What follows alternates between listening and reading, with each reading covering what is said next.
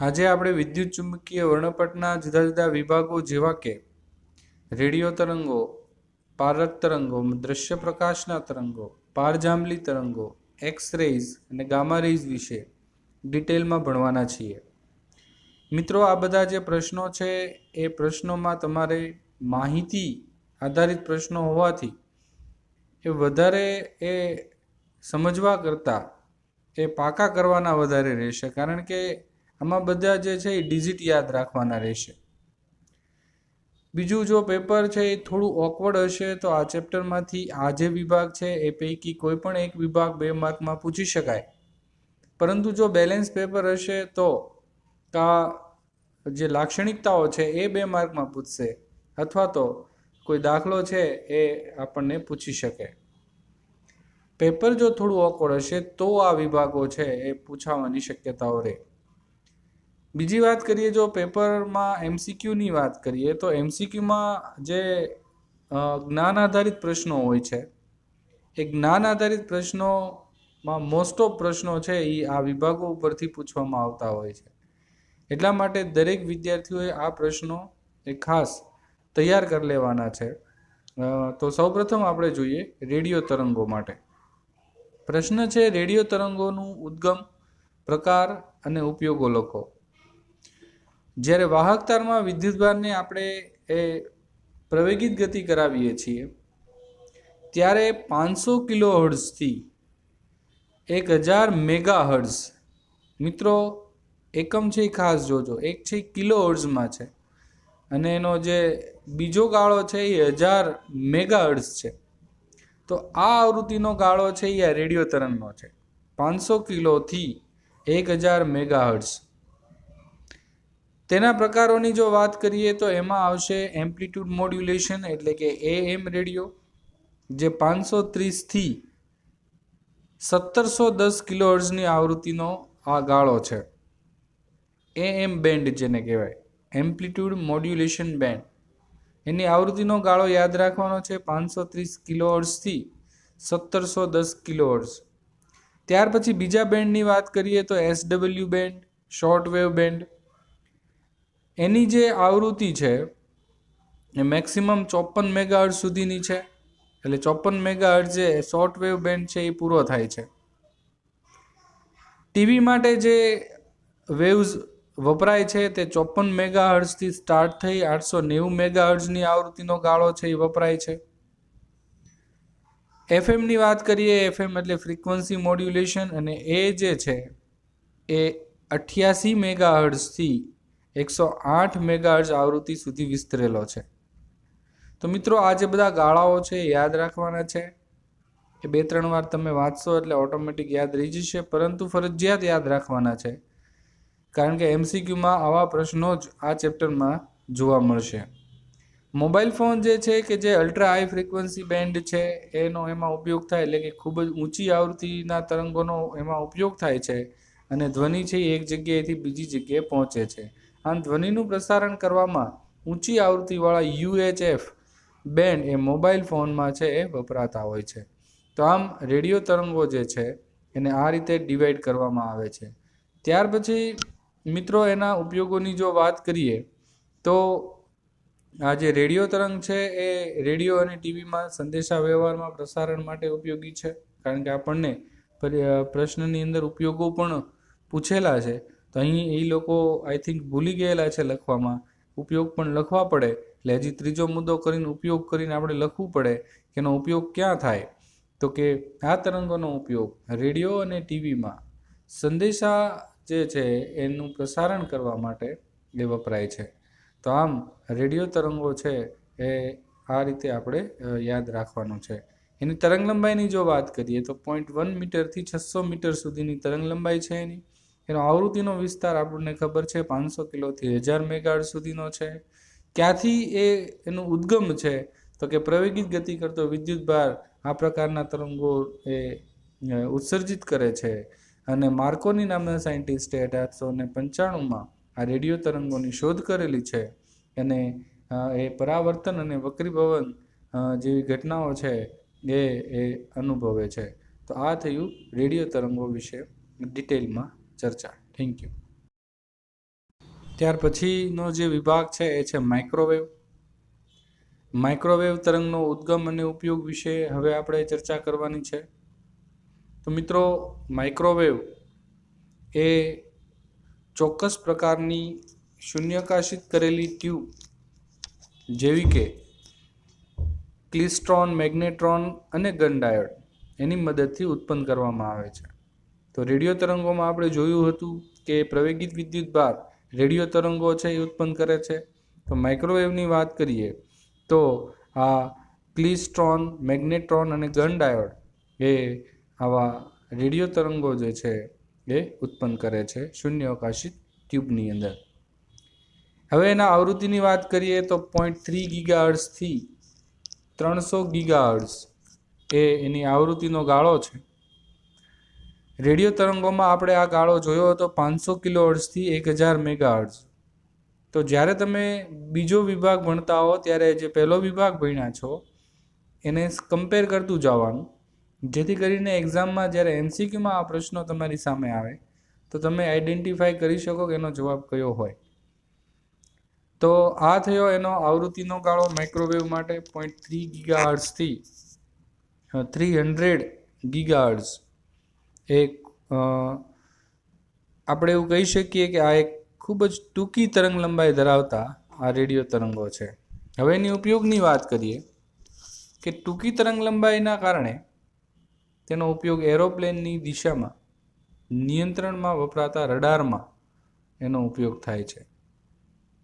લડાકુ વિમાનમાં, જળ પરિવહનમાં, સેટેલાઇટના દિશાના નિયંત્રણમાં જે રડાર આવે છે એમાં માઇક્રોવેવનો ઉપયોગ થાય છે. રડાર બોલની ઝડપ, ક્રિકેટ અને ટેનિસની સ્પીડ મેઝર કરવા, વાહનની ઝડપ માપવા, આ સ્પીડ માપવા માટે આ જે છે એનો ઉપયોગ થાય છે. તેનો ઉપયોગ માઇક્રોવેવ ઓવનમાં પણ થાય છે. માઇક્રોવેવ્સનો ઉપયોગ માઇક્રોવેવ ઓવનમાં પણ થાય છે. આપણે જોયું હતું કે રેડિયો તરંગો છે એનો ઉપયોગ ટીવી અને રેડિયોમાં માહિતીનું પ્રસારણ માટે થતો હતો. તો માઇક્રોવેવમાં, રડારમાં અને ખાસ કરીને માઇક્રોવેવ ઓવનમાં માઇક્રો તરંગોનો ઉપયોગ થાય છે.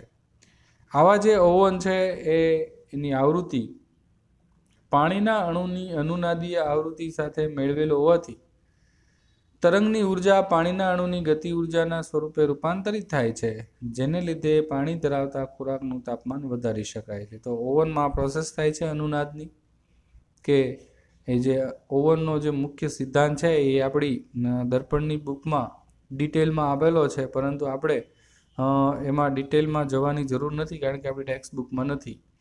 તો અનુનાદ જે થાય છે ઓવનમાં એના લીધે એ ખોરાક જે છે એનું તાપમાન વધારી શકાય છે. ઓવનની જો આપણે આવૃત્તિની વાત કરીએ તો 0.915 ગીગાહર્ટ્ઝ અથવા 2.45 ગીગાહર્ટ્ઝ આવૃત્તિનો ઉપયોગ ખોરાક રાંધવા માટે આપણે ઘરગથ્થુ ઓવનમાં ઉપયોગ કરીએ છીએ. તો આ થઈ ગઈ માઇક્રોવેવની વાત. તો ફરીવાર જોઈ લઈએ તો એનો પહેલાં તો ઉત્પાદન. તો માઇક્રો તરંગો શૂન્યાવકાશ ટ્યુબમાં એ ક્લિસ્ટ્રોન, મેગ્નેટ્રોન, ગન ડાયોડની મદદથી ઉત્પન્ન થાય છે. એની આવૃત્તિનો ગાળો 0.3 ગીગાહર્ટ્ઝથી 300 ગીગાહર્ટ્ઝ સુધીનો છે. રડારમાં તેનો ઉપયોગ થાય છે. માઇક્રોવેવ ઓવનમાં તેનો ઉપયોગ થાય છે. ઓવનમાં અનુનાદની ઘટનાના લીધે ખોરાક ગરમ થાય છે અને પરિણામે ખોરાક રાંધી શકાય છે. અને ઓવનમાં જે આવૃત્તિ છે એ 0.915 ગીગાહર્ટ્ઝ અથવા 2.45 ગીગાહર્ટ્ઝ એ વપરાય છે ખોરાક રાંધવા માટે. તો આ થઈ માઇક્રોવેવ ઓવનની વાત. Thank you. એના પછીનો જે પ્રશ્ન છે એ પારરક્ત તરંગો માટે છે. પારક તરંગોનું ઉદ્ગમ અને ઉપયોગો આપણે દર્શાવવાના છે. મિત્રો, પ્રશ્નો સેમ છે, ખાલી તરંગોનો પ્રકાર બદલાય છે. એટલે જ્યારે આપણે ભણીશું ત્યારે કમ્પેરિઝન 100% કરીશું તો જ આપણને આ યાદ રહેશે. પારક તરંગો જે છે એ ગરમ પદાર્થ અથવા ગરમ અણુ દ્વારા ઉત્પન્ન થાય છે. એલઈડી પણ પારક તરંગોનું ઉત્સર્જન કરે છે. એટલે કેવી રીતે, ક્યાંથી ઉત્પન્ન થાય છે? તો કે ગરમ પદાર્થ અથવા ગરમ અણુ દ્વારા પારક તરંગો ઉત્પન્ન થાય છે. એલઈડી દ્વારા પણ પારક તરંગોનું ઉત્સર્જન કરી શકાય છે.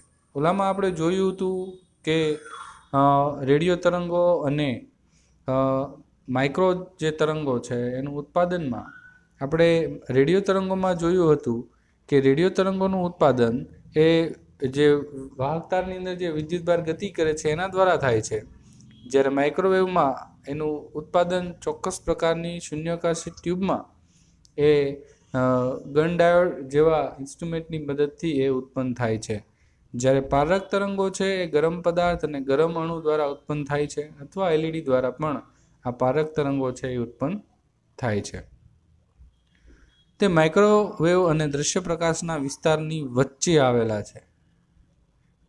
મિત્રો, ગઈકાલે આપણે એક વર્ણપટ જોયો હતો. એ વર્ણપટનો ઉપયોગ કરીએ તો પારક તરંગો જે છે એનો જે વિસ્તાર છે એ રેડિયો તરંગો અને માઇક્રો તરંગો પછીનો જે વિસ્તાર છે એ છે પારક તરંગો.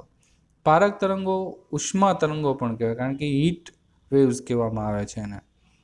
આ તરંગો ઉષ્મા તરંગો કહેવાનું કારણ એ છે કે મોટાભાગના દ્રવ્યમાં રહેલા પાણીના અણુઓ CO2 અને NH3 જેવા અણુઓ પારક તરંગોનું શોષણ કરે છે. એટલે ગરમી માટે જવાબદાર કોઈ જો તરંગ હોય તો એ છે પારક તરંગ. એટલે એ તરંગોને આપણે ઉષ્મા તરંગો અથવા હીટ વેવ્સ તરીકે પણ ઓળખીએ છીએ.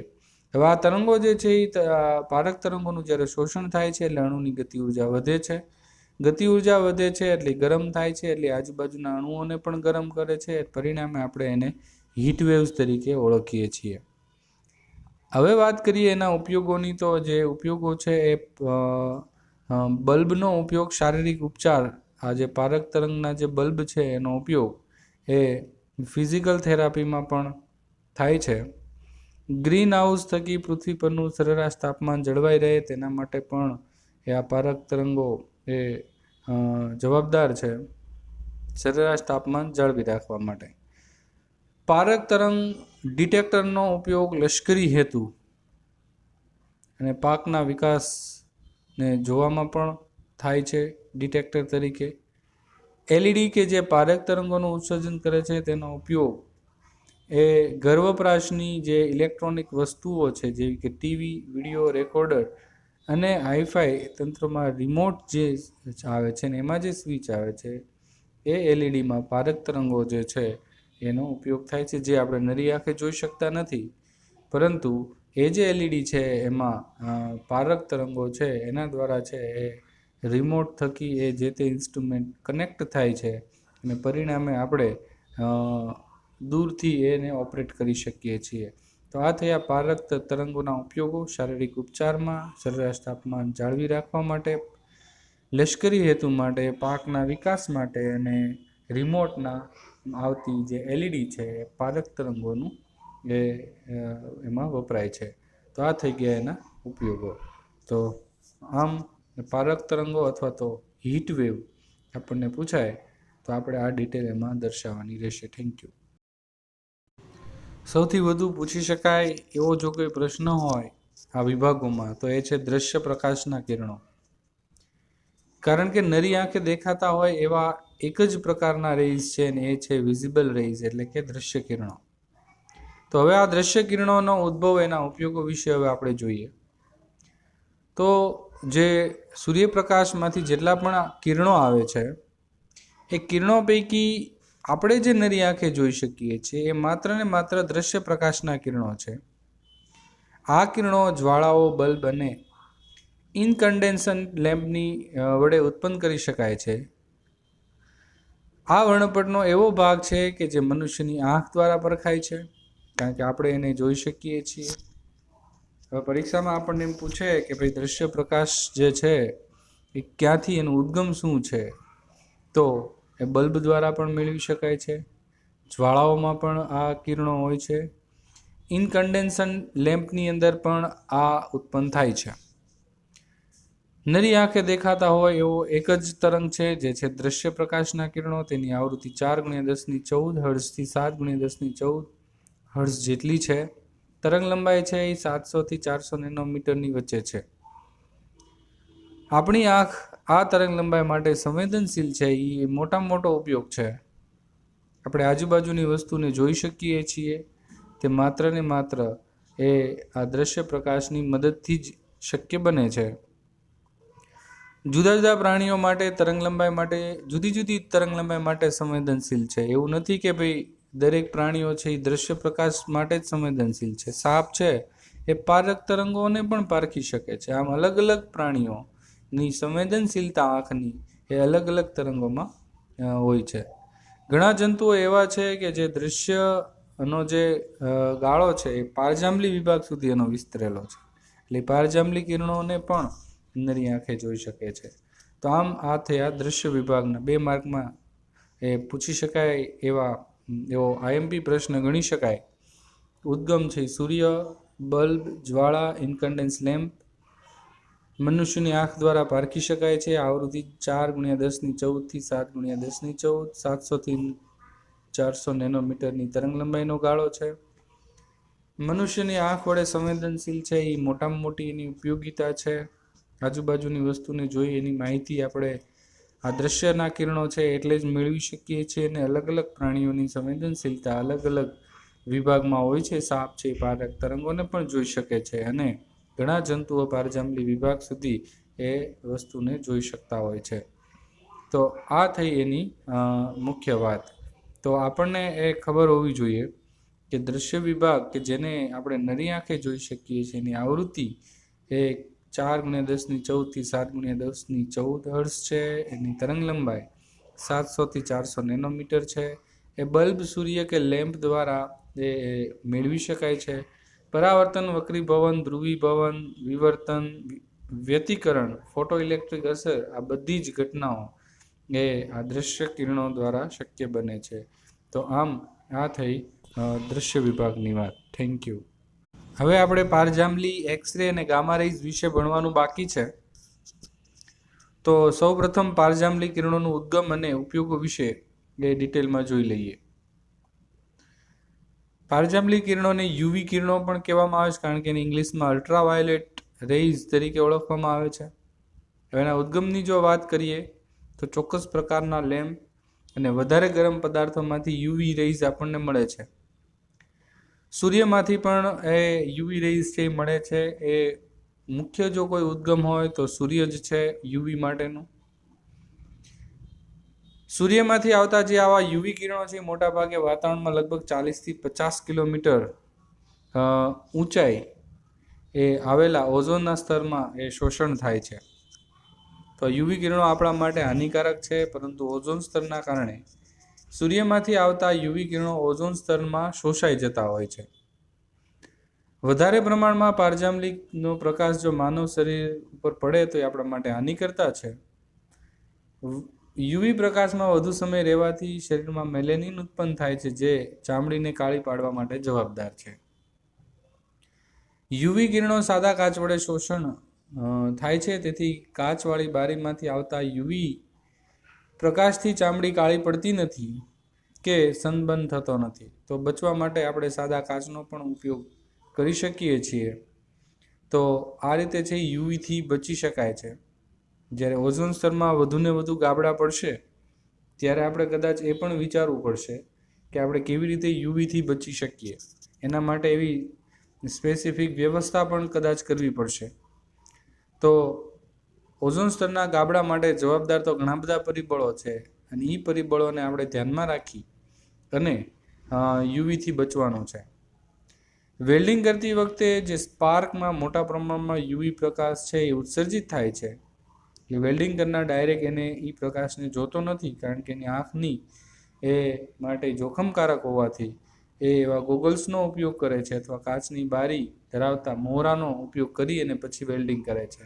એટલે જ્યારે પણ વેલ્ડિંગ થતું હોય ત્યારે એનો જે પ્રકાશ છે એ ડાયરેક્ટલી નરી આંખે આપણે ન જોવો જોઈએ, કારણ કે આ જે પ્રકાશ છે આપણી આંખ માટે, આપણી ચામડી માટે એ હાનિકર્તા છે.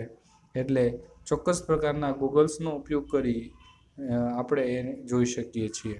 તો આ યુવી જે છે એ આપણને આ રીતે હાનિકર્તા પણ છે. ત્યાર પછી હવે એના ઉપયોગોની જો વાત કરીએ મિત્રો, તો એના ઉપયોગોમાં ટૂંકી તરંગ લંબાઈ 400 નેનોમીટરથી 0.6 નેનોમીટરની હોવાથી એ ખૂબ પાતળા કિરણપુંજ તરીકે એને કેન્દ્રિત કરી ચોક્કસ ખૂબ જ ચોકસાઈ ધરાવતા કાર્યો જેવી કે આંખની સારવાર માટેની જે લેઝિક સર્જરી છે એમાં આ યુવી જે છે એ કિરણોનો ઉપયોગ થાય છે, કારણ કે એની તરંગ લંબાઈ ટૂંકી છે અને એટલે કેન્દ્રિત કરી શકાય છે અને ચોક્કસ પ્રકારને ચોક્કસ જગ્યાએ કેન્દ્રિત કરી શકાય છે અને આપણે પરિણામે આવા લેસિક સર્જરી છે એમાં આનો ઉપયોગ કરી શકીએ છીએ. પાણીને શુદ્ધ કરવા માટે જે આરો વપરાય છે એમાં પણ યુવી વાળા આરો પણ આવે છે. યુવી છે એ આ બેક્ટેરિયા વાયરસને એ મારવા માટે જવાબદાર છે, એના માટે ઉપયોગી છે. તો આ યુવી લેમ્પનો ઉપયોગ કરીને આપણે જંતુનાશક તરીકે એનો ઉપયોગ કરી શકીએ છીએ પાણીના શુદ્ધિકરણમાં. આ થયો એનો બીજો ઉપયોગ. ઓઝોન સ્તર જે છે એ વાતાવરણમાં આપણા માટે સુરક્ષાનું કવચ છે.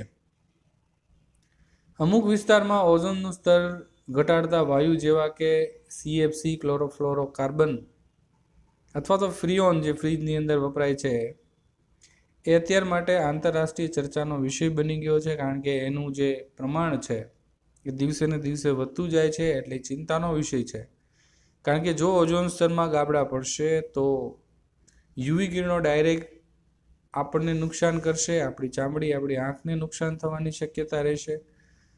એટલા માટે યુવીથી બચવા માટે ઓઝોન સ્તર જરૂરી હોવાથી ઓઝોનને બચાવવું જરૂરી છે અને ઓઝોનને બચાવવા માટે આ CFC અને ફ્રીઓન જે વાયુ છે એનું પ્રમાણ ઘટે વાતાવરણમાં એ ખૂબ જરૂરી છે. એટલા માટે આંતરરાષ્ટ્રીય ચર્ચાનો વિષય એ આ પારજાંબલી કિરણો, ઓઝોન સ્તરના ગાબડા જે થાય છે એ બની ગયો છે.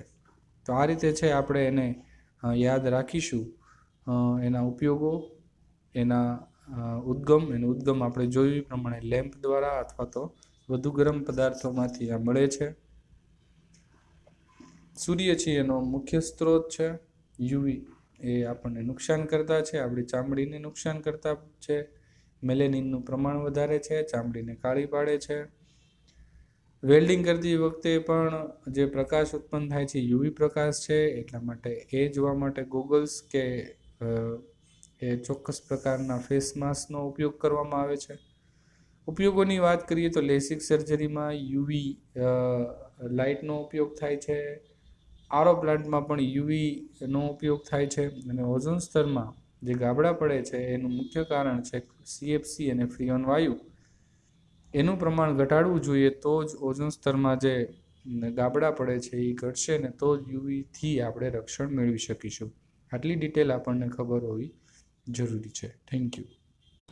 ત્યાર પછી છે એ એક્સરેઝ, એનો ઉદ્ગમ અને ઉપયોગોની વાત કરીએ તો એક્સરેઝ જે છે જેને આપણે ક્ષ કિરણો કહીએ છીએ એનું ઉદ્ગમ આપણે આગળના જે 4 ચેપ્ટરો બાકી છે એ પૈકી એક ચેપ્ટરમાં આપણે એક્સરેનું ઉત્પાદન વિશે ડિટેલમાં ભણવાનો છે. એમાં આપણે જોશું કે ખૂબ જ ઊંચી ઉર્જા ધરાવતા ઇલેક્ટ્રોનને કોઈ ચોક્કસ ધાતુ ઉપર પ્રતાંડિત કરીશું, મોલિબ્લેડનમ જેવી, અને એ ધાતુ ઉપર પ્રતાંડિત કરવાથી એક્સરે ઉત્સર્જિત થશે. તો આ એનું ઉત્પાદન થયું. ખૂબ જ ઊંચી ઉર્જા ધરાવતા ઇલેક્ટ્રોનને ચોક્કસ ધાતુ ઉપર ટાર્ગેટ કરવાનું અને જ્યારે એની પર પ્રતાંડિત થશે ઇલેક્ટ્રોન એ ધાતુ ઉપર, ત્યારે એક્સરેઝ ઉત્પન્ન કરે છે. આ થયું એનું ઉદ્ગમ. વિદ્યુત ચુંબકીય વર્ણપટમાં આ યુવી અને ગામાની વચ્ચે આવેલો વિસ્તાર છે.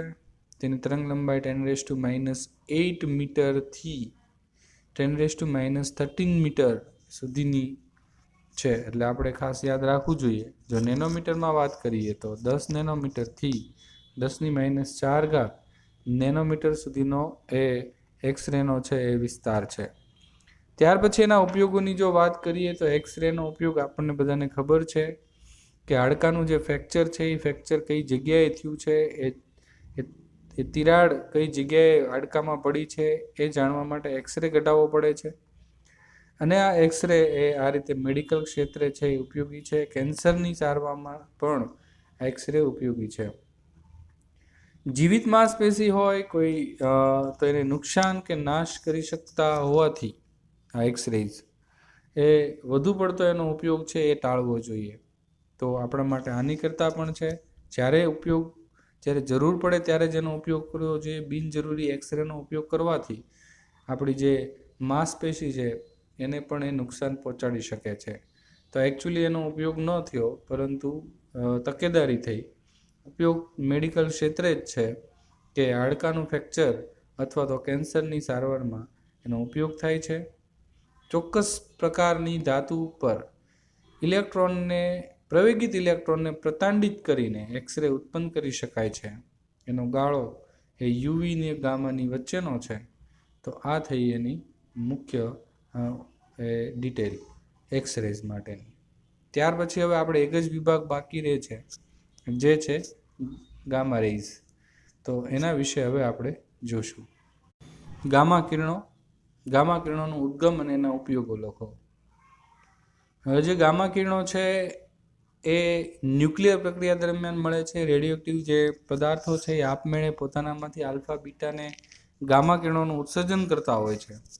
તો આમ રેડિયોએક્ટિવ ન્યુક્લિયસમાંથી ગામા કિરણો છે એ ઉત્પન્ન થાય છે. આ થયું એનું ઉદ્ગમ. ત્યાર પછીની તરંગ લંબાઈના વિસ્તારની વાત કરીએ તો 10⁻10 મીટરથી 10⁻14 મીટર કરતાં પણ નાની તરંગ લંબાઈ છે એ આ ધરાવે છે. ખૂબ જ ઊંચી આવૃત્તિ અને ખૂબ જ ટૂંકી તરંગ લંબાઈવાળું કોઈ તરંગ છે તો એ છે ગામા કિરણો. એનો ઉપયોગની વાત કરીએ તો મેડિકલ ક્ષેત્રે એનો ઉપયોગ થાય છે. કેન્સરના કોષોનો નાશ કરવામાં ગામા કિરણો એનો મારો ચલાવવામાં આવે છે. તો આ રીતે છે એની ઉપયોગિતા છે. બેકવેરલ નામના સાયન્ટિસ્ટે એ રેડિયોએક્ટિવિટીની જ્યારે શોધ કરતા હતા એ દરમિયાન આ ગામા કિરણો જોયા હતા 1896માં. ફોટોગ્રાફી પ્લેટ હોય તો એની ઉપર એ અસર દેખાડે છે.